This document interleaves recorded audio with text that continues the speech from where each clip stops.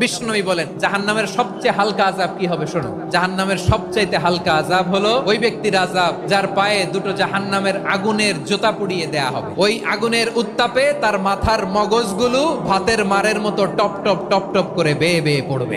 জাহান্নামের অবস্থা এত ভয়ঙ্কর হবে, জাহান্নামের ভেতরে লক্ষ লক্ষ কোটি কোটি কাফির মুশরিককে দেওয়ার পরেও জাহান্নাম বলবে আরো আছে নাকি, আরো দাও, আমার ক্ষুধা নিবারণ হয় নাই। জাহান্নামে তো উত্তপ্ত হবে, জ্বলন্ত হবে, ভয়ঙ্কর হবে। জাহান্নামের এক অংশ আরেক অংশকে খেয়ে ফেলবে। আল্লাহু আকবার।